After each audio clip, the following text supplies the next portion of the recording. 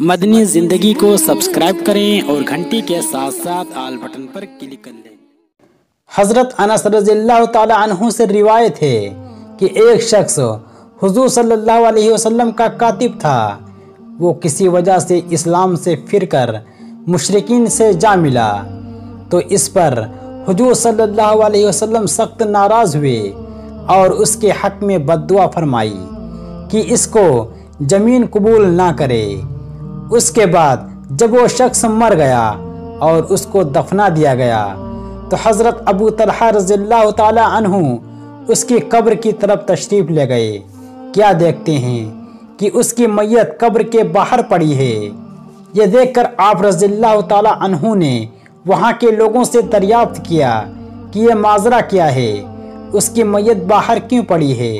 تو وہاں کے لوگوں نے بتایا کہ اس کو ہم نے کئی بار دفن کیا مگر ہر بار اس لاش کو قبر نے باہر پھینک دیا۔ کافی کوشش کرنے کے بعد ناکام رہے، لہٰذا ہم نے اس میت کو باہر ہی چھوڑ دیا۔ اس میت کا کیا انجام ہوا ہوگا؟ نبی صلی اللہ علیہ وسلم نے اس کے حق میں بد دعا فرمائی تھی، اس لیے اس کی میت کو زمین نے قبول نہیں کیا۔ اللہ ہم سب کی حفاظت فرمائے۔ ایک اور واقعہ ہے کہ ایک عالم کی قبر کسی ضرورت سے کھودی گئی جو مدینہ منورہ میں تھی۔ کھودی گئی تو کیا دیکھتے ہیں کہ اس میں ایک لڑکی کی لاش ہے۔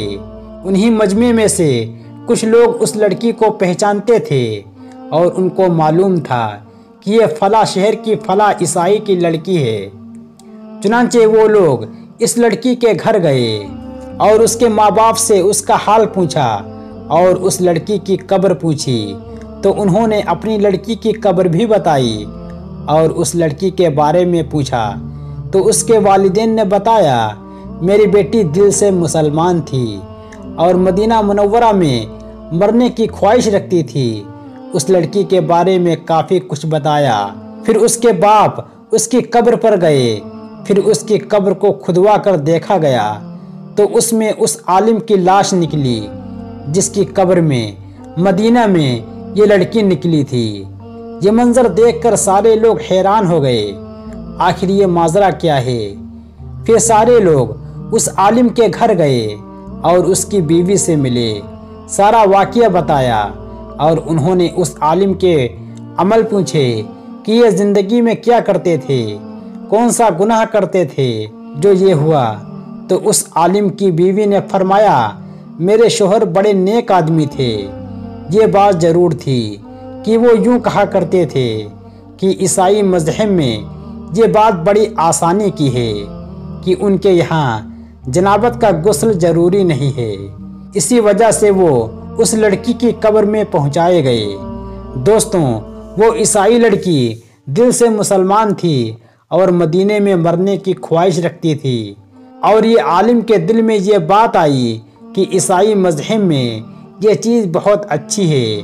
اس عالم کو اپنے دین اسلام کی بات صحیح نہیں لگی اور عیسائی مذہب کی بات کو صحیح سمجھا، اس لیے اللہ پاک اس کو اس عذاب میں گرفتار کیا۔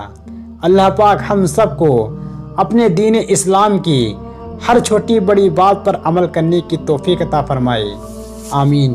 حضرت ابو سعید خدری رضی اللہ تعالی عنہ سے روایت ہے کہ ایک روز نبی صلی اللہ علیہ وسلم باہر تشریف لائے تو آپ صلی اللہ علیہ وسلم نے لوگوں کو دیکھا کہ کھلکھلا کر ہنس رہے ہیں، جس کی وجہ سے ان کے دانت باہر نکلے ہوئے ہیں۔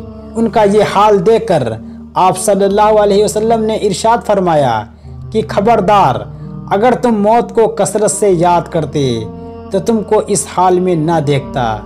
اے لوگوں، موت کو کثرت سے یاد کیا کرو، کیونکہ قبر پر کوئی دن ایسا نہیں گزرتا جس دن وہ یہ نہ کہتی ہو کہ میں بیگانگی کا گھر ہوں اور میں تنہائی کا گھر ہوں اور میں مٹی کا گھر ہوں اور میں کیڑوں کا گھر ہوں۔ پھر فرمایا جب مومن بندہ دفن کر دیا جاتا ہے تو اس سے قبر کہتی ہے کہ مرحبا، تو اپنے گھر ہی آیا ہے، سمجھ لے تو مجھے ان سب سے زیادہ محبوب تھا جو مجھ پر چلتے تھے، تو آج میرے سپرد کر دیا گیا ہے۔